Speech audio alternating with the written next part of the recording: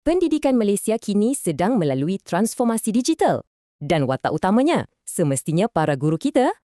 Dasar dah ada, platform pun sedia. Tapi, siapa sebenarnya yang membina generasi fasih digital ini? Jawapannya, guru. Okey, inilah agenda kita.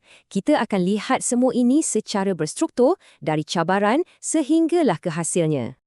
Kita tahu pandemik COVID-19 memang jadi pemangkin. Ia mempercepatkan peralihan besar-besaran kita ke arah pembelajaran digital. Data tahun 2021 ni jelas tunjukkan majoriti guru masih di tahap asas dan pertengahan. Memang perlu upskilling.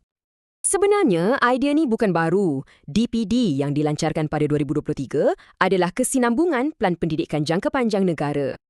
Matlamat utama DPD untuk lahirkan generasi yang fasih digital, berdaya saing dan mempunyai nilai murni. Dan untuk jayakan misi ni, guru dibekalkan dengan toolkit utama iaitu platform Delima 2.0. Peranan guru sekarang dah berubah, bukan lagi sekadar penyampai maklumat tapi fasilitator pembelajaran yang kreatif. Jom kita pecahkan 6 peranan utama guru jauhari digital. Pertama sekali, kena jadi contoh teladan. Seterusnya, galakkan murid jadi kreatif dan berdikari. Dan paling penting, guru dan murid belajar bersama-sama. Macam yang cikgu ni kongsikan, bila pembelajaran digital itu seronok, ia jadi lebih interaktif dan bermakna. Ini bukan sekadar tentang guna tools baru, ia anjakan pedagogi daripada mengarah kepada membina pengetahuan bersama.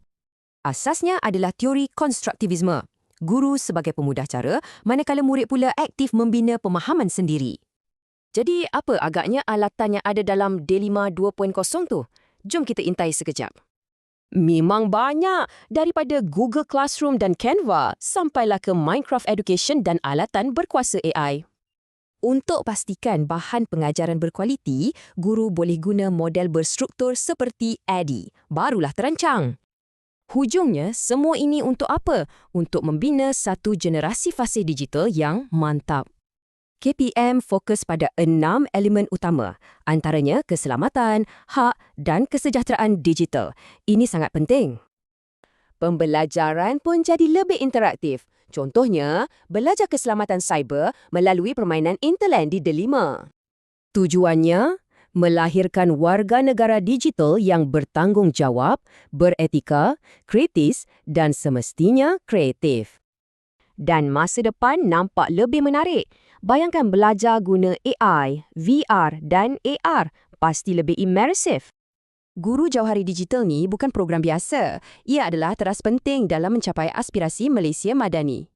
Jadi persoalannya, jika guru adalah arkiteknya, dunia digital macam mana yang akan kita bina bersama-sama?